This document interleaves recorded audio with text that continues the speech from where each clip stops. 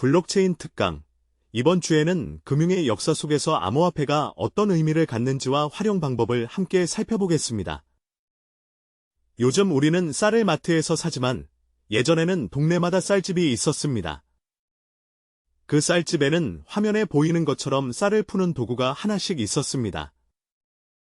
이 도구를 우리말로는 됐박이라고 부르고 한자어로는 되개라고 합니다. 여기서 개라는 말은 대략이라는 뜻을 담고 있어 쌀의 양을 정확하기보다 대략 헤아릴 때 쓰던 도구를 가리킵니다. 이 되개의 개는 우리가 잘 아는 계량컵의 개와는 전혀 다른 글자입니다. 계량컵의 개는 세만다는 의미로 정밀하게 계산한다는 뜻입니다.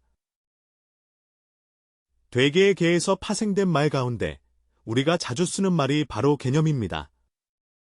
개념 있다, 개념 없다, 개념을 잡는다는 표현이 여기에서 나왔습니다. 개념이라는 말은 대략적인 생각의 틀, 대강의 생각이라는 의미를 담고 있습니다. 조금 더 풀어 말하면 개념이란 복잡한 현실을 어떤 공통된 틀에 맞추어 단순하게 이해하려는 사고의 과정을 뜻합니다. 이번 주 강의에서는 이런 의미에서의 개념을 세 가지 분야에 걸쳐서 함께 정리해 보겠습니다. 제1부에서는 금융의 역사를 살펴보고 제2부에서는 블록체인과 암호화폐의 핵심 개념을 정리하며 제3부에서는 거시 경제 지표를 수집하는 API 활용 방법을 배워보겠습니다. 먼저 제1부, 금융의 역사부터 시작하겠습니다. 이번 강의의 상당 부분은 돈이라는 것에 대한 이야기입니다. 그렇다면 가장 먼저 돈이란 무엇인가라는 질문을 던져볼 수 있습니다. 돈과 부에 대해서는 오래전부터 여러 철학자와 사상가들이 각자의 관점에서 다양한 통찰을 남겨왔습니다. 고대 로마의 철학자 세네카는 부는 지혜로운 사람에게는 종이 되지만 어리석은 사람에게는 주인이 된다고 말했습니다. 1700년대 철학자 휴문 언어와 법, 그리고 돈을 모두 사회 속에서 자연스럽게 생겨난 제도라고 보았습니다. 1800년대 문학가 도스토옙스키는 돈을 자유라고 표현하며 돈이 인간의 자유와 매우 밀접하게 연결되어 있다고 보았습니다. 1900년대 수학자이자 철학자인 러셀은 내가 돈을 원하는 이유는 안전이 보장된 여가를 얻기 위해서라고 말하며 돈의 목적을 삶의 질과 연결지었습니다. 또 20세기 이후의 위대한 투자자 버핏은 가격은 내가 지불하는 것이고 가치는 내가 얻는 것이라고 하며 가격과 가치의 차이를 분명하게 구분했습니다. 이제 돈을 담는 그릇인 화폐의 특성을 살펴보겠습니다. 일반적으로 화폐에는 5가지 핵심 요소가 있다고 정리할 수 있습니다. 첫 번째는 휴대 가능성입니다. 말 그대로 사람들이 쉽게 들고 다닐 수 있어야 한다는 뜻입니다. 이 휴대 가능성은 공간을 이동하는 데 얼마나 편리한가 하는 공간적인 성질과 관련되어 있습니다. 두 번째는 내구성입니다. 한번 쓰고 없어지는 것이 아니라 오래 사용해도 쉽게 닳거나 훼손되지 않아야 합니다. 이 내구성은 화폐가 시간을 얼마나 잘 견디는가 하는 시간적인 속성과 관련되어 있습니다. 세 번째는 분할 가능성입니다. 화폐는 상황에 따라 잘게 쪼개어 쓸 수 있어야 실생활에서 유용합니다. 분할 가능성은 우리의 다양한 욕구를 얼마나 세밀하게 반영할 수 있는가와 직접 연결됩니다. 우리는 필요에 따라 서로 다른 규모의 지출을 합니다. 집을 살 때와 자동차를 살 때 필요한 돈의 크기가 다르듯 욕구의 크기에 따라 화폐 단위를 세분화해 사용하게 됩니다. 네 번째는 대체 가능성입니다. 화폐는 필요한 만큼 잘게 나눠 사용할 수 있어야 하고 같은 단위의 화폐는 서로 구별 없이 대체 가능해야 합니다. 다섯 번째로 화폐에는 희소성이라는 매우 중요한 속성이 필요합니다. 아무리 많이 찍어낼 수 있다면 그 화폐의 가치는 금방 떨어지게 됩니다. 마지막으로 자주 언급되지만 화폐의 필수 조건은 아닌 것이 변동성이 작다는 점, 즉 가격이 안정적이라는 요구입니다. 비트코인은 변동성이 크다고 알려져 있지만 가격 변동성 자체는 화폐가 반드시 갖춰야 하는 본질적 조건은 아닙니다. 다만 변동성이 너무 크면 사용하기 불편하기 때문에 이를 완화하기 위해 여러 금융공학적 기법들이 사용됩니다. 이러한 내용은 다음 강의에서 조금 더 자세히 살펴보겠습니다. 이제 화폐가 실제 경제에서 수행하는 세 가지 주요 역할을 보겠습니다. 첫 번째 역할은 교환의 수단입니다. 먼저 화폐가 등장하기 이전의 물물교환 시대를 가정해 보겠습니다. 물건이 n가지 있다고 생각해 보겠습니다. 이 n가지 물건을 모두 서로 직접 교환하려면 물건쌍을 이루는 방법의 수는 수학적으로 n 곱하기 n-1을 2로 나눈 값이 됩니다. 여기서 n이 커지면 이 값은 대략 n의 제곱에 비례하여 폭발적으로 증가하게 됩니다. 하지만 화폐가 등장하면 모든 물건을 하나의 기준이 되는 화폐와만 교환하면 되기 때문에 교환 관계가 훨씬 단순해집니다. 즉, 교환에 필요한 관계 수가 제곱꼴로 늘어나지 않고 대략 n 정도로 줄어들면서 사회 전체의 거래 구조가 크게 단순해집니다. 이처럼 순수한 교환 수단의 관점에서만 보면 사실 인플레이션이라는 개념은 등장하지 않습니다. 이제 교환의 수단이라는 역할을 바탕으로 국제통화 체제의 변화를 살펴보겠습니다. 바로 브레튼우즈 체제와 페트로달러 체제에 대한 이야기로 이어집니다. 1944년 제2차 세계대전이 막바지에 접어들 무렵 전후 세계 경제 질서를 어떻게 재편할지에 대해 영국과 미국이 본격적인 협상에 들어가게 됩니다. 영국의 경제학자 케인즈는 방코르라는 새로운 세계 통화를 만들어 쓰자고 제안했습니다. 이에 대해 미국 측 대표였던 화이트는 굳이 새로운 국제 통화를 만들 필요는 없고 이미 존재하는 달러를 쓰자고 주장했습니다. 당시 미국은 전쟁 피해가 상대적으로 적었고 전후 복구를 위한 대규모 원조를 제공할 수 있는 유일한 나라였기 때문에 결국 미국 달러를 기축통화로 사용하자는 안이 채택됩니다. 다만 이때 사용되던 달러는 지금과는 달리 금과 1대1로 교환이 가능한 금태환 달러였습니다. 이 체제는 1971년 닉슨 미국 대통령의 선언으로 사실상 붕괴하게 됩니다. 이후 미국은 사우디아라비아와 협상을 통해 석유 거래는 반드시 달러로 결제한다는 합의를 이끌어내고 이때부터 페트로달러 체제가 시작됩니다. 이 협상으로 국제적으로 석유를 포함한 주요 자원과 상품의 결제 수단은 달러로 사실상 통일되었고 달러는 석유뿐만 아니라 대부분의 국제교역에서 사용하는 핵심 결제 수단이 되었습니다. 이러한 페트로달러 체제는 거의 50년 동안 유지되어 왔는데 최근에는 여기에 도전하는 움직임이 나타나고 있습니다. 2023년 중국이 사우디의 석유를 위안화로 결제하는 시범 사업을 시작했습니다. 이 시도가 중국이 포함된 브릭스 국가들 중심으로 더 확산될지는 앞으로 계속 지켜봐야 할 부분입니다.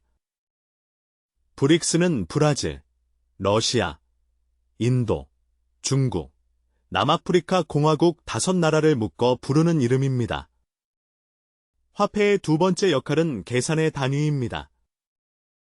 역사적으로 계산의 단위를 은으로 삼을 때는 은 본위제, 금으로 삼을 때는 금 본위제라고 불렀습니다.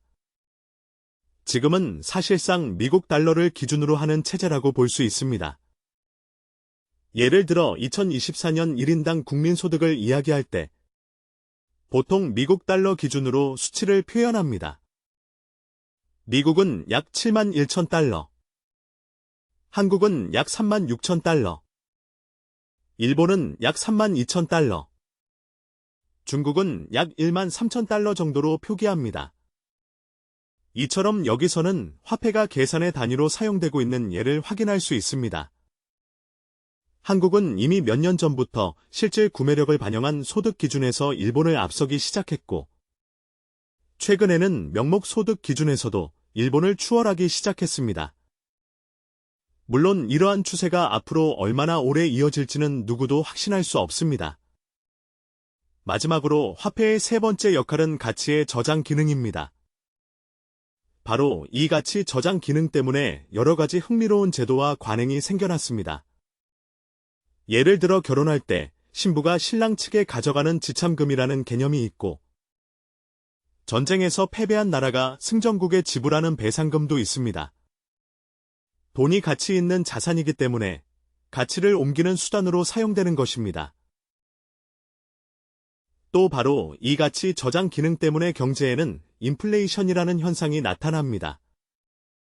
가치 저장 수단으로서의 화폐가 얼마나 잘 가치를 보존하는지가 인플레이션과 직결됩니다. 또 이 가치 저장 기능 때문에 1933년부터 1974년까지 미국에서 금 보유 금지 행정명령이 내려지게 됩니다. 이 조치가 어떤 배경에서 나왔는지는 다음 장표에서 조금 더 자세히 살펴보겠습니다. 미국의 금 보유 금지는 1933년 4월 5일, 당시 루스벨트 대통령이 내린 행정명령으로 시작되었습니다. 이 명령의 핵심 내용은 모든 개인이 보유하고 있는 금화, 금괴, 금증서를 연방준비은행에 반납하라는 것이었습니다. 여기서 연방준비은행은 미국의 중앙은행 역할을 하는 기관을 가리킵니다. 당시 실제 행정명령서 내용을 보면 모든 금화, 금괴, 금증서를 5월 1일까지 반납하라는 문구가 적혀 있습니다. 즉, 1933년 5월 1일 이전까지 모든 금 관련 자산을 반드시 반납해야 했던 것입니다. 이를 위반할 경우 최대 1만 달러의 벌금이나 10년형의 징역에 처할 수 있다고 명시되어 있었습니다. 당시 1만 달러는 매우 큰 금액이었기 때문에 상당히 강력한 제재 조치였다고 볼 수 있습니다. 이 조치가 실제로 얼마나 엄격하게 집행되었는지에 대해서는 의견이 엇갈리지만 어쨌든 이 행정명령은 이후 약 40년 동안 유지되다가 1974년에 이르러서야 공식적으로 해제됩니다. 흥미로운 점은 이 명령이 내려진 날짜인 4월 5일이 비트코인을 만든 것으로 알려진 가상 인물 사토시 나카모토의 생일로 설정되어 있다는 점입니다. 이제 본격적으로 화폐의 역사적인 발전 과정을 살펴보겠습니다. 화폐의 역사를 길게 보면 우리는 실물화폐에서 명목화폐로 점차 이동해왔습니다. 실물화폐란 자체에 내재적 가치가 있는 화폐를 말합니다. 반대로 명목화폐는 내재적 가치는 없지만 제도와 합의에 의해 가치를 인정받는 화폐입니다. 그렇다면 내재적 가치가 없음에도 불구하고 우리는 왜 이런 명목화폐를 믿고 물건을 사고 팔 수 있을까요? 그 배경에는 바로 신뢰와 통제라는 두 가지 요소가 존재하기 때문입니다. 좀 더 구체적으로 화폐의 발전 과정을 나누어 보면 먼저 상품화폐가 있었고 그 다음으로 금속화폐, 이어서 지폐 형식의 태환화폐가 등장했습니다. 그리고 마지막 단계로 오늘날 사용하는 지폐 형태의 불태환화폐로 발전해왔다고 정리할 수 있습니다. 먼저 상품화폐는 소금, 곡물, 가축과 같은 실물 자산이 화폐 역할을 하던 시기를 가리킵니다. 여기에 더해 담배나 조개 껍데기 같은 것들도 초기 사회에서 실제로 상품화폐로 널리 사용되었습니다. 지금도 교도소처럼 특수한 환경에서는 담배 같은 물품이 사실상 상품화폐 역할을 하기도 합니다. 예를 들어 교도소에서는 담배나 컵라면 같은 물품이 교환의 매개로 사용되며 일종의 상품화폐처럼 기능합니다. 하지만 상품화폐는 휴대하기 불편하고 오래 보관하기 어렵고 잘게 나누기도 힘들기 때문에 매우 불편한 형태의 화폐라고 할 수 있습니다. 이러한 불편함을 해소하기 위해 이를 대체할 수 있는 형태로 금속화폐가 등장하게 됩니다. 금속화폐가 널리 쓰이기 시작한 이후에는 이를 기반으로 지폐 형태의 태환화폐와 불태환화폐가 차례로 등장합니다. 오늘날 우리가 사용하는 불태환화폐를 신용화폐라고 부르기도 합니다. 이는 화폐의 가치가 금과 같은 실물 자산이 아니라 국가의 신용과 통제를 바탕으로 유지된다는 의미에서 붙여진 이름입니다. 사실 이런 신용화폐의 생각은 현대 지폐가 등장하기 전에도 이미 존재했습니다. 예를 하나 들어보겠습니다. 남태평양 마이크로네시아 지역에 있는 얍섬에는 매우 독특한 돌화폐가 존재했습니다. 이 돌화폐는 실제로 굴려서 집에 가져가는 것이 아니라 원래 자리에 그대로 두고 소유권만을 바꾸는 방식으로 사용되었습니다. 이 거대한 돌을 내가 당신에게 주겠다고 약속하고 그 대가로 소 한 마리를 받는 식입니다. 돌 자체보다 저 돌은 누구 것이라는 사회적 합의와 신뢰가 핵심이었던 것입니다. 이처럼 상품화폐는 여러 실물 자산에 기반했지만 휴대성과 내구성 측면에서 불편함이 컸기 때문에 점차 금속화폐로 발전하게 됩니다. 아래 그림을 보면 로마 시대에도 금속으로 된 동전이 있었고 이후 비잔툼 제국 시기에도 다양한 금속화폐가 사용되었습니다. 또 이탈리아의 도시국가 플로렌스에서도 자체 동전을 발행하며 금융활동을 활발하게 전개했습니다. 이러한 흐름은 이후 네덜란드로 이어졌고 다시 스페인의 은화, 그리고 영국의 파운드화처럼 금속화폐의 전통이 이어졌습니다. 오늘날에는 주로 지폐와 전자화폐의 시대가 되었지만 그 뿌리는 모두 이 금속화폐의 전통에서 시작된 것입니다. 그리고 여기에서 시뇨리즈라는 개념이 등장합니다. 시뇨리즈는 화폐를 만들 때 생기는 주조 차익을 뜻합니다. 예를 들어 동전에 적힌 액면가가 10달러인데 실제로 이 동전을 만드는 데 드는 비용이 1달러라면 나머지 9달러가 바로 시뇨리즈입니다. 과거에는 이 시뇨리즈가 정부의 중요한 재원 가운데 하나였습니다. 현대에는 동전을 발행할 때는 역시뇨리즈가 발생하기도 합니다. 예를 들어 우리나라에서 10원짜리 동전을 발행하는 데 드는 비용이 실제로 10원을 넘는 경우에는 오히려 역시뇨리즈가 발생하게 됩니다. 오른쪽 아래 그림을 보면 1달러 지폐가 그려져 있지만 설명을 위해 100달러 지폐를 예로 들어보겠습니다. 100달러 지폐 한 장을 발행하는 데 드는 실제 비용이 약 17센트라면 명목 가치는 100달러이므로 나머지 99달러 조금 넘는 금액이 시뇨리즈가 됩니다. 금속화폐가 사용되던 시기에는 사람들이 온전한 동전은 집에 모아두고 훼손되거나 가치가 떨어진 동전만 시장에서 사용하는 경향이 있었습니다. 왜 동전이 망가지냐 하면 동전을 갈아서 금속을 조금씩 떼어내어 부당이익을 취하려는 행위가 있었기 때문입니다. 사람들은 동전의 모서리나 테두리를 조금씩 갈아내어 모은 뒤 이렇게 얻은 금속으로 따로 이득을 취하려고 했습니다. 결국 시장에서는 훼손되거나 가치가 떨어진 동전만 유통되고 온전한 동전은 집에 숨겨두는 현상이 생겼습니다. 이를 두고 악화가 양화를 구축한다는 말이 나오게 됩니다. 이 현상을 경제학에서는 그레샴의 법칙이라고 부릅니다. 여기서 등장하는 인물이 우리가 잘 알고 있는 아이작 뉴턴입니다. 뉴턴은 보통 수학과 물리학으로 잘 알려져 있지만 1643년에 태어난 그는 50대에 영국 조폐국장으로 취임합니다. 영국 조폐국에 가보면 실제로 뉴턴의 동상이 서 있습니다. 뉴턴은 생을 마칠 때까지 조폐국장으로 근무했고 그가 한 중요한 일 가운데 하나가 동전 테두리에 톱니 모양의 무늬를 넣은 것입니다.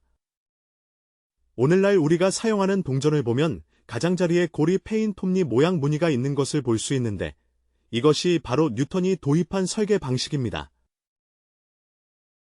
동전에 톱니를 넣은 이유는 동전을 갈아서 금속을 몰래 떼어가는 행위를 막기 위해서입니다. 조금이라도 갈아내면 톱니 모양이 흐트러져 훼손 여부가 바로 드러나도록 만든 것입니다. 뉴턴이 금융과 관련해서 남긴 이야기와 업적은 이 밖에도 많지만 그 내용은 이후 장표에서 다시 한번 소개하겠습니다. 이렇게 금속화폐가 널리 쓰이던 시대를 지나면서 종이화폐, 즉 지폐가 등장하게 됩니다.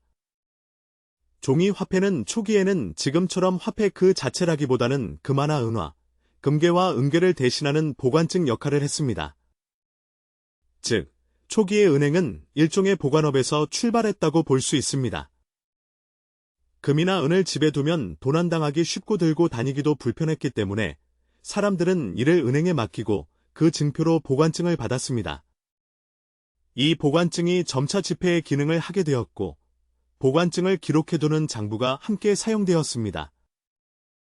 보관증 자체도 하나의 장부라 할 수 있고 은행이 따로 적어두는 기록도 또 다른 장부 역할을 했던 것입니다. 이러한 형태의 근대적 은행 시스템은 1300년대 이탈리아에서 본격적으로 시작되었다고 알려져 있습니다. 1596년에 셰익스피어가 쓴 베니스의 상인에는 당시 은행가나 금융업자를 풍자하고 희화한 장면들이 등장합니다. 그 사이 이탈리아에서 시작된 은행업은 점차 발전하며 다양한 금융 기법이 만들어졌습니다. 1494년 수학자 파치올리가 복식부기를 체계적으로 정리해 발표하면서 장부를 보다 효율적으로 기록하는 회계 기법이 자리 잡게 되었습니다. 복식부기의 도입으로 이탈리아의 메디치 가문은 크게 번영하며 유럽 전역에 은행을 설립할 수 있었습니다. 그렇다면 사람들은 구체적으로 메디치 은행을 어떻게 이용했을까요?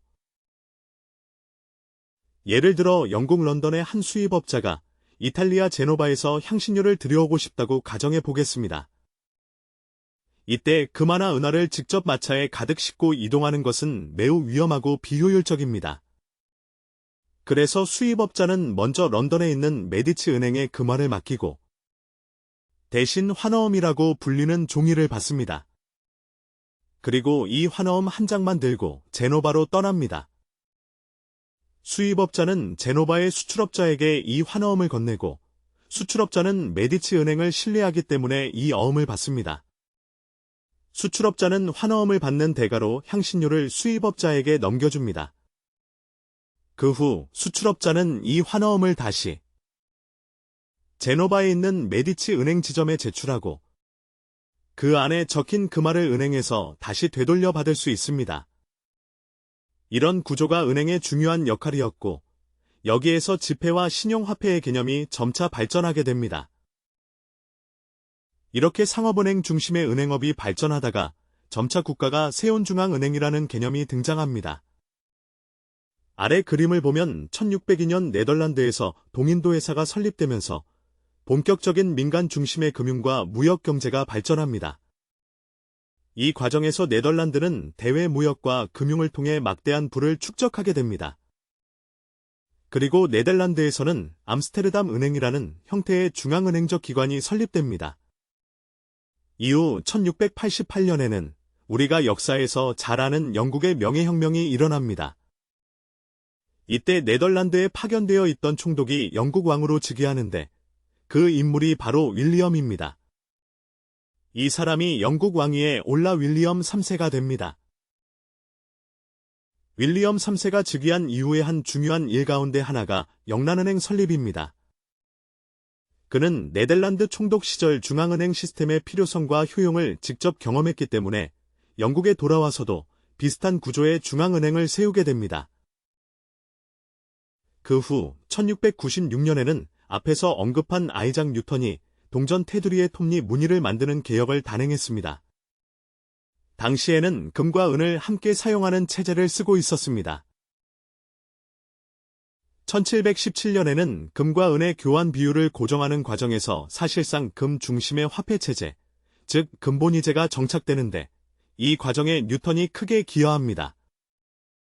이 이후로 영국은 세계 금융의 중심지로 부상합니다.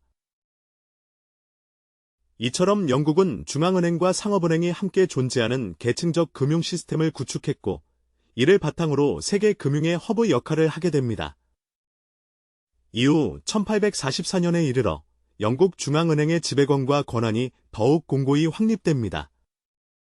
이 과정에서 상업은행이 보유하던 금화와 은화는 모두 영란은행에 예치되며 상업은행은 직접 금속 화폐를 보관하지 않고 중앙은행이 발행한 보관증과 지폐를 기반으로 금융 업무를 수행하게 됩니다. 상업은행은 중앙은행에서 받은 보관증을 담보로 하여 새로운 보관증, 즉 지폐를 민간에 발행합니다. 이러한 구조를 중앙은행과 상업은행으로 이루어진 계층적 태환 화폐 시스템이라고 부를 수 있습니다. 이 시스템에서 중앙은행은 상업은행에 대해 금과 국채로의 교환을 보증해줍니다. 반면 상업은행은 개인과 기업 등 민간에 대해서만 하위 수준의 교환을 보증합니다. 그렇다면 일반 국민들은 왜 굳이 상업은행과 거래를 할까요? 바로 이 시스템이 최종적으로 중앙은행이 마지막 대부자 역할을 해준다는 믿음 위에서 움직이기 때문입니다. 이 믿음이 있기 때문에 우리는 은행 시스템을 신뢰하고 이용할 수 있는 것입니다. 이러한 계층적 태환 화폐 시스템은 결국 불태환 화폐로의 전환을 준비하는 역할을 하게 됩니다. 이제 장표 아래쪽에 나와 있는 역사적 변화를 통해 이를 조금 더 자세히 살펴보겠습니다. 원래 미국은 중앙은행의 도입이 다른 나라에 비해 상당히 늦었습니다.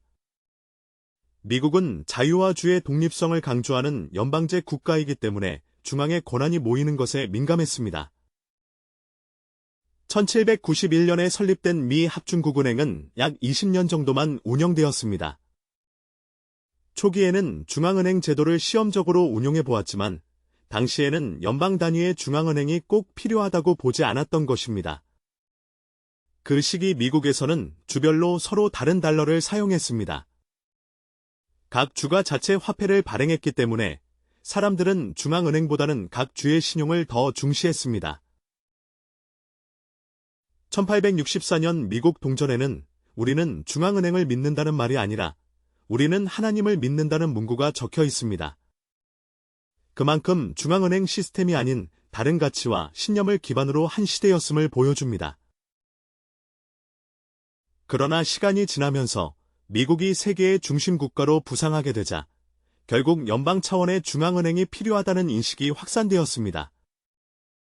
그 결과 1913년에 연방준비제도가 출범하면서 비로소 미국에도 오늘날 형태의 중앙은행이 만들어지게 됩니다. 역사적으로 보면 채 120년이 되지 않은 비교적 최근의 일입니다. 연방준비제도가 출범한 이후 미국은 금을 대규모로 확보할 필요가 생겼고 그 과정에서 앞서 살펴본 금 보유 금지 명령이 1933년부터 1974년까지 시행되었습니다. 그 사이에 제1차 세계대전과 제2차 세계대전이 연달아 일어났고 제2차 세계대전이 끝나갈 무렵 앞에서 설명한 것처럼 방코르를 쓸 것인지 달러를 쓸 것인지를 두고 치열한 논쟁이 펼쳐졌습니다. 결국 미국 달러를 세계 화폐로 쓰자는 합의가 이루어지면서 1944년 브레튼 우즈 체제가 출범합니다. 이때는 고정 환율제였고 금 1온스를 35달러로 고정하는 금태환 달러 체제였습니다. 미국은 전쟁 피해가 상대적으로 적고 경제 규모가 가장 컸기 때문에 여러 나라를 지원하는 과정에서 달러를 직접 발행할 수 있는 기축통화국으로 자리 잡게 됩니다. 그러나 약 20여 년 동안 이 체제가 유지되는 동안 미국은 세계 원조와 국제 경찰 역할을 수행하면서 지출이 크게 늘어났습니다. 이때 프랑스의 드골 대통령은 의문을 제기합니다. 미국이 이렇게 많은 달러를 찍어내는데 과연 약속대로 그 모든 달러를 금으로 바꿔줄 수 있겠느냐는 근본적인 질문이었습니다. 이 문제의식 속에서 드골 대통령은 새로운 국제준비 자산체제를 제안했고 프랑스는 실제로 자신들이 보유한 달러를 금으로 교환해달라고 요구합니다. 그러나 미국은 이를 사실상 거부합니다. 미국이 이러한 요구를 거부한 이유 가운데 하나는 1960년대 존슨 대통령의 베트남전 참전 이후 군사비 지출이 급격히 증가했기 때문입니다. 그 전부터도 재정 지출이 계속 늘고 있었기 때문에 모든 달러를 금으로 보장하기는 현실적으로 어려운 상황이었습니다. 여러 국가들이 보유한 달러를 실제 금으로 교환해달라고 요구하자 미국의 금 보유량은 빠르게 줄어들었고 결국 1971년 닉슨 대통령은 금태환을 전면 중지하는 결정을 발표하게 됩니다. 그러면 여기서 자연스럽게 이런 질문이 생깁니다. 이제 달러를 금으로도 바꿔주지 않는데 과연 세계 각국이 달러를 계속 믿고 사용할 수 있을까 하는 문제입니다.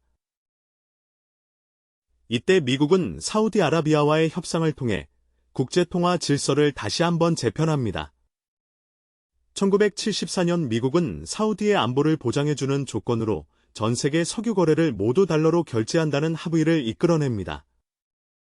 석유는 모든 국가가 반드시 필요로 하는 핵심 자원이기 때문에 이 합의는 달러의 국제적 위상을 다시 굳건히 하는 계기가 됩니다. 이렇게 해서 미국 달러는 세계 기축통화의 지위를 유지하게 되었고 이 시점부터는 고정 환율제를 포기하고 변동 환율제로 전환합니다.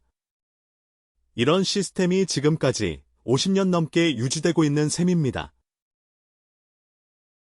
이 페트로달러 체제 속에서 우리는 1997년 아시아 금융위기와 2008년 글로벌 금융위기라는 두 번의 큰 충격을 경험하게 됩니다. 한편 미국은 과거에 중국의 성장을 어느 정도 지원해왔지만 이제는 중국이 우리도 패권국이 되고 싶고 우리 통화도 더 널리 쓰이게 하고 싶다는 의지를 분명히 드러내며 도전하고 있습니다. 2025년 현재 미국과 중국은 사실상 본격적인 패권 경쟁 국면에 들어섰다고 볼 수 있습니다. 이러한 흐름이 장표 위쪽에 네 줄로 간단히 요약되어 있습니다. 이번 장표에서는 지금까지의 내용을 바탕으로 화폐와 금융의 역사 속에서 등장한 몇 가지 주요 개념을 함께 정리해 보겠습니다. 먼저 국가가 다양한 정책과 사업을 추진하려면 결국 자금을 공급할 수 있는 수단, 즉 통화를 발행하는 권한이 필요합니다. 이처럼 통화를 더 발행해 시장에 돈이 풀리는 현상을 유동성 확대라고 하고 이를 통화 팽창이라고 부릅니다. 고대 로마 이후 근대의 중앙은행들까지 많은 국가들이 통화 팽창 정책을 적절히 활용해왔습니다. 실제로 로마가 쇠퇴한 이유 중 하나도 과도한 화폐 발행에 따른 경제 혼란과 무역 불균형이었습니다. 물론 통화 팽창만으로 로마의 몰락을 모두 설명할 수는 없지만 이 사례는 통화 팽창이 경제를 살릴 수도 있지만 과해지면 위기를 불러올 수도 있는 양날의 검이라는 점을 잘 보여줍니다.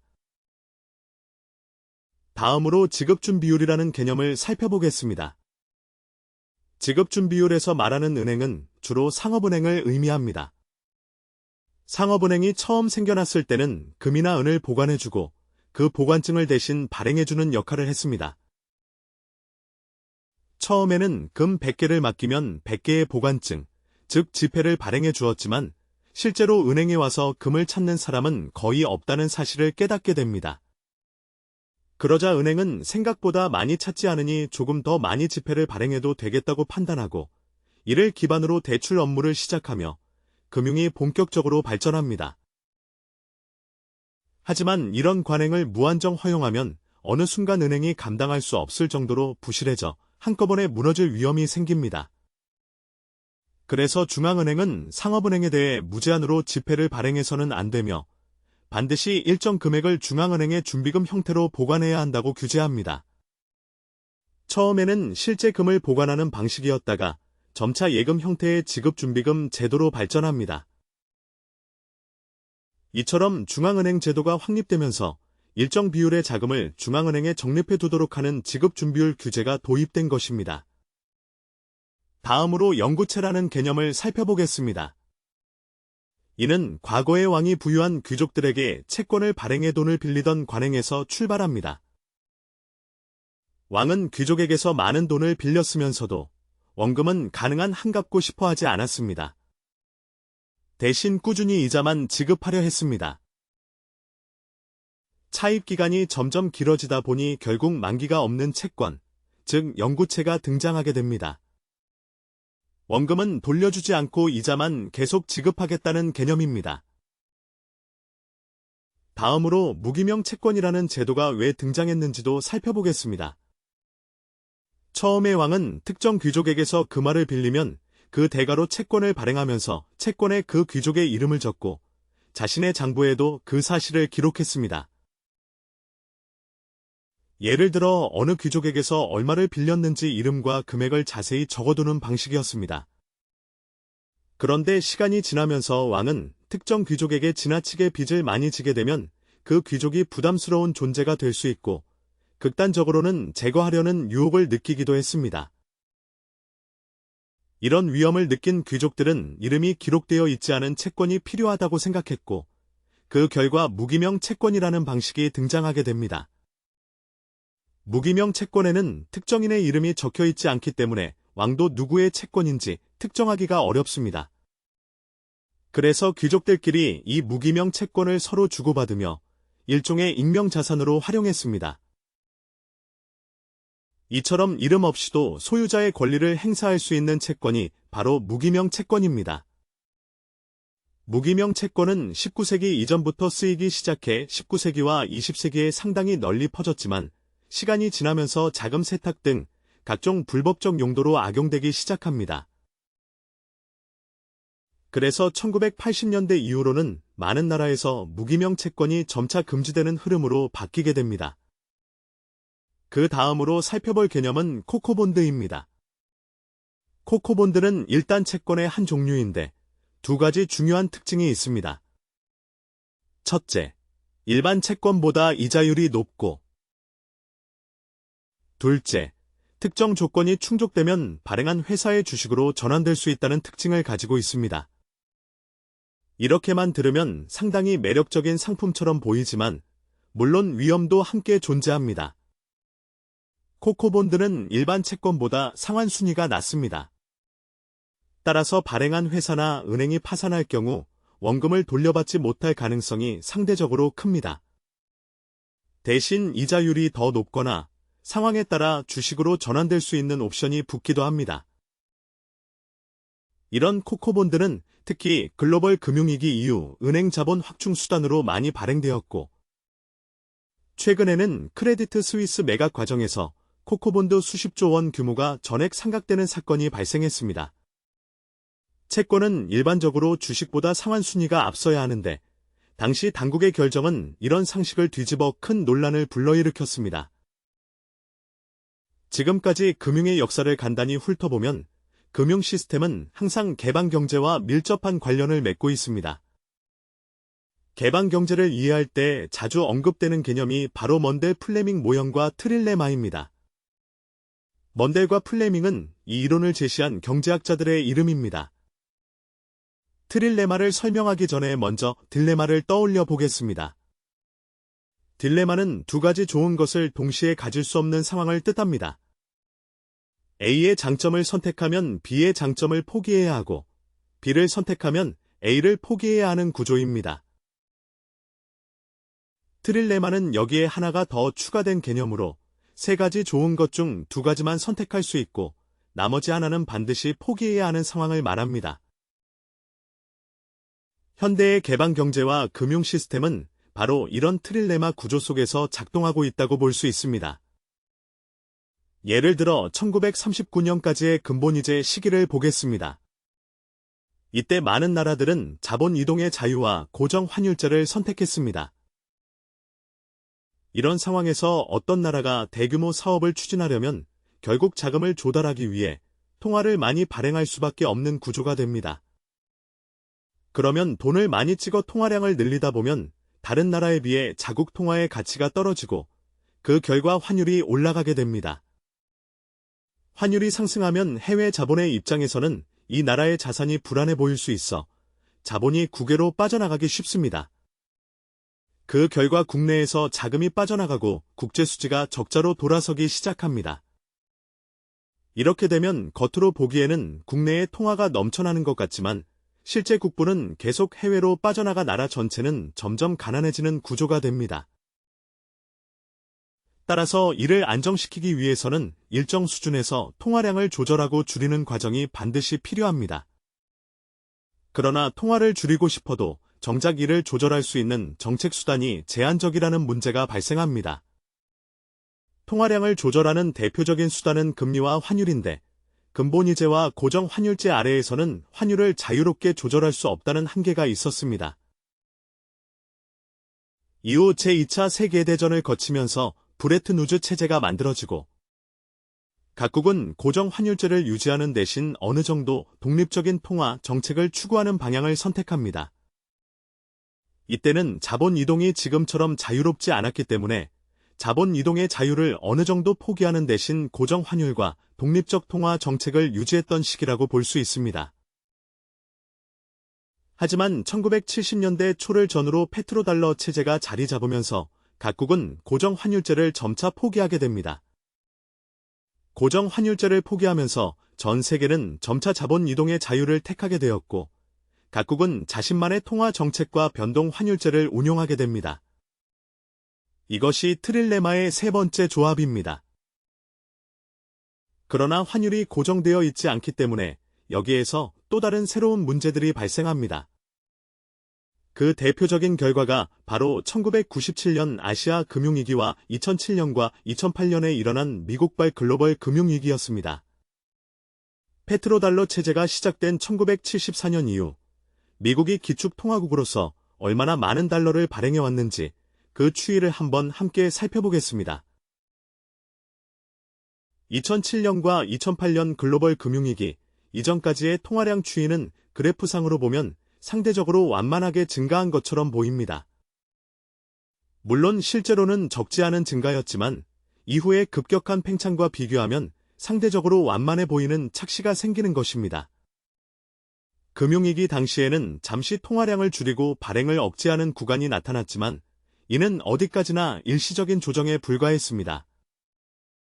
경제가 어려워질 때마다 결국 다시 대규모로 유동성을 공급하는 방향으로 정책이 움직이게 됩니다. 그 결과 불과 10년 사이에 이전 30년 동안 풀었던 돈보다 훨씬 더 많은 양의 통화가 시중에 풀리는 현상이 벌어졌습니다. 그리고 2019년과 2020년에 코로나 사태가 발생합니다. 코로나 팬데믹으로 세계 경기가 급격히 위축되자 각국은 한동안 통화량을 조절하고 줄이는 듯하다가 다시 위기를 극복하기 위해 전례 없는 규모의 양적 완화를 실시합니다. 이때 풀린 돈의 규모는 그 이전에 발행했던 통화량과 비교해도 압도적으로 큰 수준이었습니다. 참고로 양적 완화라는 표현은 일본에서 사용하던 한자어 표현에서 출발했습니다. 일본이 대규모로 돈을 풀면서 이 말을 쓰기 시작했고 이를 영어로 옮기면서 오늘날 용어가 널리 쓰이게 되었습니다. 이처럼 과도한 유동성 공급으로 세계 경제의 불안이 커지자 이후에는 바이든 행정부에 이르기까지 강한 양적 긴축이 추진됩니다. 이 과정에서 사용된 정책이 바로 양적 긴축 정책입니다. 한편 트럼프 행정부는 세금 부담을 크게 줄이겠다는 입장을 여러 차례 밝힌 바 있습니다. 트럼프 행정부는 세금을 적게 걷겠다고 하면서도 동시에 금리를 낮춰 재정 지출을 확대하려는 모습을 보이기도 했습니다. 다만 세금을 줄이겠다는 메시지 자체는 정부의 역할과 지출 규모를 줄이려는 방향, 즉 어떤 면에서는 긴축적 기조로도 해석할 수 있습니다. 또 최근 미국에서는 정부 효율화를 내세우며 여러 부처를 축소하거나 재편하려는 움직임이 나타나고 있습니다. 이 역시 전체적인 정부 지출을 줄이려는 시도라고 볼 수 있습니다. 이제 마지막으로 중국과의 관계가 실제로 어떻게 전개되고 있는지, 그리고 중국의 위치가 어떤 제약을 받고 있는지 살펴보겠습니다. 우선 세계 통화 시스템을 이해하려면 스위프트와 칩스라는 두 가지 국제 결제 시스템을 알아둘 필요가 있습니다. 1974년 페트로달러 체제가 자리 잡은 이후 1978년에는 미국이 주도하여 국제은행 간 지급과 결제를 위한 스위프트 시스템이 만들어졌습니다. 이 스위프트 시스템은 이후 국제금융거래의 핵심 인프라로 자리 잡습니다. 예를 들어 우리가 해외에서 상품을 수입하거나 유학생 송금을 위해 미국으로 돈을 보내려면 국내 은행에서 달러로 환전한 뒤 스위프트망을 통해 미국 은행으로 송금하게 됩니다. 오늘날 대부분의 국제 송금은 이 스위프트망을 거치기 때문에 미국은 이 시스템을 통해 국제 금융 흐름에 큰 영향력을 행사할 수 있습니다. 이에 대해 중국은 왜 모든 결제를 반드시 달러로 해야 하느냐, 우리도 독자적인 시스템을 만들고 싶다는 문제의식을 가지고 있습니다. 그래서 2015년부터 중국은 자신들이 주도하는 국제은행 간 결제 시스템을 구축하기 시작했습니다. 그 결과 등장한 것이 중국판 스위프트라고 불리는 칩스 시스템입니다. 현재 이 시스템에는 이란, 베네수엘라 등 일부 국가만 참여하고 있어서 아직 규모는 제한적입니다. 한편 러시아는 원래 스위프트 시스템에 참여하고 있었지만 2022년에 러시아가 우크라이나를 침공하면서 상황이 크게 바뀌었습니다. 미국과 서방 국가들은 러시아에 대한 강력한 제재의 일환으로 러시아 일부 은행을 스위프트망에서 배제하는 조치를 취했습니다. 이는 필요하다면 러시아의 국제 송금 자체를 차단할 수 있다는 강력한 신호를 보낸 것이기도 합니다. 그 결과 러시아는 일부 결제를 중국의 칩스 시스템으로 이전하게 되었고, 이에 대해 차라리 스위프트 안에서 미국이 통제하는 편이 낫지 않았겠느냐는 비판도 제기되고 있습니다. 즉, 러시아를 완전히 스위프트 밖으로 밀어내면서 오히려 중국이 만든 대체 시스템의 존재감을 키워준 측면도 있다는 지적입니다. 또 한편으로 이전 행정부 시기를 보면 사우디아라비아가 미국과의 관계에서 일종의 줄다리기를 하는 모습도 나타났습니다. 특히 2023년 무렵에는 중국의 중재로 사우디와 이란의 외교 관계가 정상화되는 일이 있었습니다. 이를 보고 미국은 사우디가 중국 쪽으로 기울고 있는 것이 아닌가 의심하기도 했지만 실제로는 사우디가 어느 한쪽에 완전히 서기보다는 미국과 중국 사이에서 전략적으로 균형을 조정한 것으로 볼 수 있습니다. 이후 중국과 사우디는 위안화로 원유를 결제하는 시범 사업을 추진한다고 발표하면서 달러 중심 질서에 부분적으로 도전하는 모습을 보였습니다. 하지만 최근의 이스라엘과 이란 간 갈등 상황을 보면 최종적으로 사우디는 여전히 미국과 더 가까운 입장을 유지하고 있다는 점을 확인할 수 있습니다. 프랑스도 비슷한 측면이 있습니다. 1960년대 드골 대통령이 달러를 온전히 신뢰하기 어렵다며 금태환을 요구했던 것처럼 프랑스는 국제 질서 속에서 때때로 미국의 쓴소리를 하는 역할을 해왔습니다. 예를 들어 2023년 미국이 중국을 견제하는 과정에서 디커플링이라는 표현이 나왔을 때 프랑스는 특정 국가를 완전히 배제하는 디커플링에는 반대한다고 밝혔습니다. 여기서 말하는 특정 국가는 사실상 중국을 가리킵니다. 프랑스는 겉으로 보기에는 미국과 중국 사이에서 균형을 잡는 듯한 모습을 보이지만 실제로 핵심적인 외교와 안보 노선은 여전히 미국과 더 가깝다고 볼 수 있습니다. 이제 다시 중국의 구조적 약점을 살펴보겠습니다. 중국은 최근 들어 경제 성장률이 지속적으로 둔화되고 있고 과거의 한자녀 정책 영향으로 인구 증가율도 계속 감소하고 있습니다. 또 몇 해 전 발생한 헝다 사태를 계기로 중국의 부동산 거품과 금융 리스크가 본격적으로 드러났습니다. 여기에 더해 시진핑 정부가 적극적으로 추진해온 1대1로 정책도 중요한 변수입니다. 1대1로는 과거의 실크로드를 현대적으로 재구축해 중국이 주변 지역에서 물류와 교통, 에너지 인프라를 장악하며 영향력을 확대하려는 전략입니다. 이를 위해 중국은 파키스탄, 우즈베키스탄 등 이른바 스탄으로 끝나는 중앙아시아 여러 나라를 중심으로 공항과 항만, 철도 같은 주요 인프라 건설에 막대한 자금을 빌려주는 방식을 사용했습니다. 그러나 이 인프라 사업들이 기대만큼 잘 돌아가지 않으면서 이들 대출이 상당 부분 부실채권으로 바뀌었고 그 규모가 약 수백조 원에 이르는 것으로 추정되고 있습니다. 또 잘 알려져 있듯이 중국 경제는 미국의 시장 개방과 지원 아래 성장해 온 전형적인 수출 주도형 경제입니다. 수출 주도형 경제는 물건을 해외에 팔아 외화를 끌어들이는 구조입니다. 그런데 이런 구조에서는 자국 통화를 세계에 널리 공급하기 어렵기 때문에 기축통화국으로 올라서는 데 근본적인 한계가 있습니다. 과거 미국과 패권 경쟁을 벌였던 나라로는 소련이 있었습니다.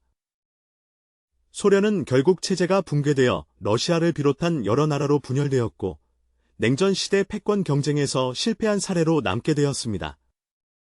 사회주의 국가들은 제조업과 금융업을 바라보는 관점이 자본주의 국가와 근본적으로 다릅니다. 사회주의 국가가 패권국이 되기 위해 금융산업을 키우려 해도 이념과 구조 자체의 제약이 큽니다. 사회주의에서는 물건을 직접 생산하는 제조업만을 핵심 산업으로 보고 금융업과 서비스업은 중요도가 낮은 산업으로 여기는 경향이 있기 때문입니다. 이런 인식이 금융업 발전에 큰 제약 요인이 됩니다. 또 중국은 정책을 결정할 때 갑작스럽고 폐쇄적인 선택을 하는 경향이 있습니다. 예를 들어 도로 공사를 한다며 별다른 예고 없이 주변 상권을 폐쇄한다든지 사드 사태 때처럼 갑자기 여러 경제와 외교 조치를 차단하는 식의 결정을 내리곤 합니다. 이런 예측 불가능성은 중국 경제가 안고 있는 중요한 제약 요소입니다. 지금까지 일부 금융의 역사를 정리해 보았습니다. 다음 2부에서는 블록체인과 암호화폐의 주요 개념을 중심으로 이들이 오늘날 금융 시스템 속에서 어떤 역할을 할 수 있는지 살펴보겠습니다.